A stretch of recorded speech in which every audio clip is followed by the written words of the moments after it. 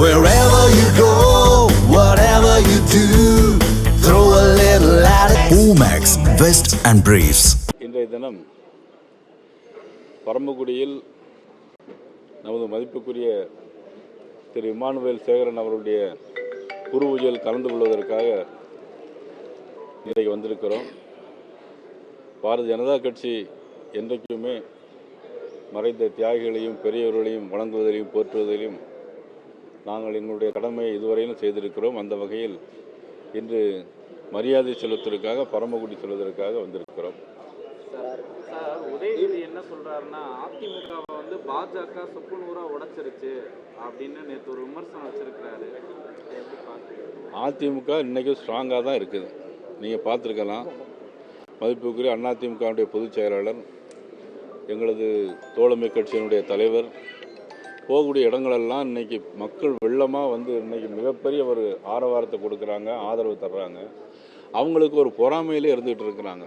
எப்படியாவது அவங்களுடைய எண்ணத்தை அவங்க சொல்கிறாங்களே தவிர அதிமுகவை பாரதிய ஜனதா கட்சி உடைக்க வேண்டிய அவசியம் எங்களுக்கு கிடையாது. நாங்கள் தான் இன்றைக்கு அவருடைய தலைவர்களாக ஏற்றிருக்கிறோம். எடப்பாடியால் கட்சியிலிருந்து நீக்கப்பட்ட செங்கோட்டையனை மத்திய உள்துறை அமைச்சரும் நிர்மலா சீதாராமன் சந்திக்கிறாங்க. எந்த துணிச்சலை சந்திக்கிறாங்க?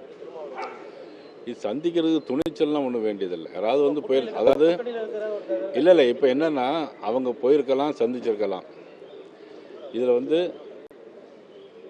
என்னன்னா வந்து அதிமுகவிற்கு நீக்கப்பட்ட திரு செங்கோட்டையன் அவர்களை உள்துறை அமைச்சர் சந்தித்ததாக அவர்கள் வந்து சொல்லியிருக்கிறார்கள். எனக்கு இது வந்து முழுமையான அதில் கருத்து எனக்கு தெரியாது. பாஜக அறுவை சிகிச்சையில் வந்து அதிமுக வந்து ஐசியூவில் இருக்குது அப்படின்னு விமர்சனம் யார்? உதயநிதி 2026 பிறகு யார் ஐசியூக்கு போகிறாங்கிறது தெரியும். சார், ஓபிஎஸும் டிடிவியும் ரெண்டு பேருமே என்ன சொல்றாங்கன்னா, என்னோட எண் வந்து நயினார் நாயர்கிட்ட இருக்குது, அவர் எப்போ வேணா எங்களை தொடர்பு கொண்டு பேசலாம் அப்படின்லாம் பேசியிருக்காங்க. ஓபிஎஸ் வந்து கூட்டணிக்கு எந்த நிபந்தனையும் விதிக்கல. ஆனால் டிடிவி அவங்க என்ன சொல்றாங்கன்னா, எடப்பாடி பழனிசாமி சிஎம் கேண்டிடேட்ல இருந்து இது பண்ணுங்க, அப்ப நாங்கள் கூட்டணி வர தயார்ன்ற ரீதியில். அது அவருடைய சொந்த கருத்து, அதுக்கு நான் கருத்து சொல்ல முடியாது.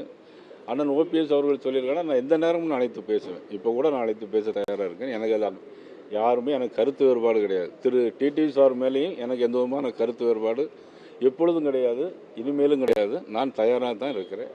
கண்டிப்பாக அண்ணன் ஓபிஎஸ் நான் பேசுவேன்.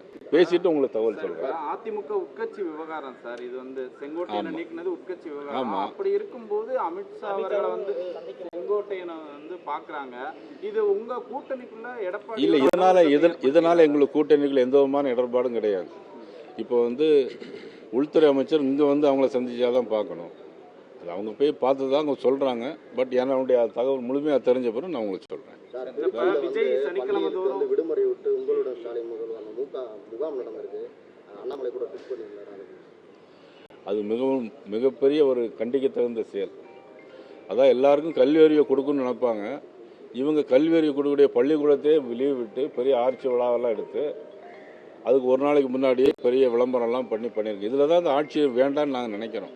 சார், அண்ணாமலை நேற்று வந்து ஒரு கருத்து சொல்லியிருக்காரு, திமுக ரொம்ப ஸ்ட்ராங்காக இருக்குது, அவங்க கிட்டத்தட்ட 40% ஓட்டோட இருக்காங்க, இந்த சூழ்நிலையில் அவங்கள எதிர்கொள்றது கடினமான விஷயம் அப்படின்னு நேற்று ஒரு கருத்தரங்கத்தில் பேசியிருக்கிறாரு. அதுதான் உண்மையான நிலையா? திமுக ஸ்ட்ராங்காக இருக்குங்கிறது உதயநிதியெல்லாம் சொல்லிட்டு இருக்காங்கங்கிற மாதிரி சொல்லியிருக்காரு. அவ்வளோதான். அதை நீங்கள் திருச்சி பேசுகிறீங்க. திமுக ஸ்ட்ராங்காக இருக்குன்னு திரு அண்ணாமலை அவர்கள் சொல்லவே இல்லை.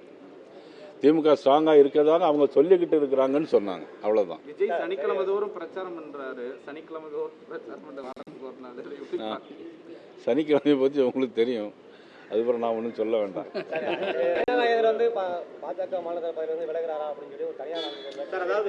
இல்லை, ஒரு நிமிஷம். நல்ல கேள்வி. இல்லை, ஒரு நிமிஷம் தம்பி, நல்ல கேள்வி கேட்குறாரா? மாநில தலைவர் பதவியிலிருந்து விலகிறாரா சொல்லி தனியார் கேள்வி எழுப்பியிருக்காங்க. இதில் இந்த ஜூனியர் உடனில் தானே, ஜூனியர் உடனில் ஒரு ட்வீட் போட்டிருக்காங்க, நயினார் நாகேந்திரன் பதவி விலகுவாரான்னு.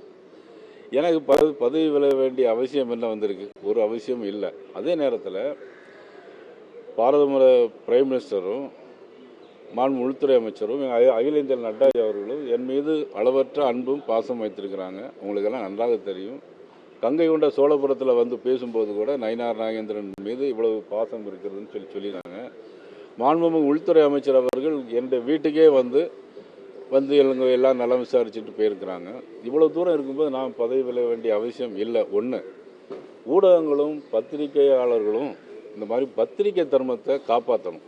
இந்த ஜூனியர் நிபுணனுக்கு நான் என்னுடைய வருத்தத்தை தெரிவித்துக் கொள்கிறேன். இதை விட வேறு ஏதாவது தொழில் பண்ணலாம். நீங்கள் பத்திரிகை தொழில் பண்ணுறதை விட இந்த மாதிரி எழுதுறதுக்கு வேறு ஏதாவது தொழில் அவங்க குடும்ப ரீதியாக பண்ணிட்டு போகலாம். அந்த ஜூனியர் நிபுணன்லாம் இதுக்கு மேலே எனக்கு காட்டமாக எனக்கு பேச முடியாது.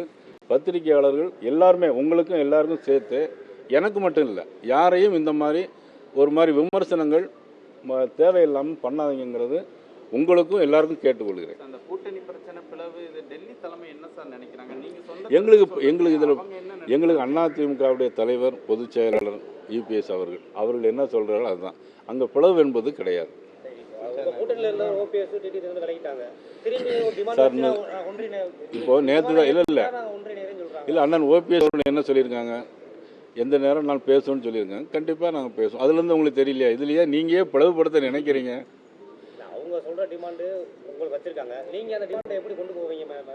அதாவது என்னன்னா, ஏற்க முடிஞ்ச டிமாண்டுகளை ஏற்கலாம். இன்னும் 8 மாதம் தேர்தலுக்கு இருக்கு, அது பிறகு பார்த்துக்கலாம். அந்த ஜூனியர் உடன் பத்திரிகையெல்லாம் சொல்லிருங்க கொஞ்சம். இது மாதிரி யாரும் நீங்களும் ஏதாவது எழுதிறாங்க. Wherever you go, whatever you do, throw a little at it. Omax, Vest and Briefs.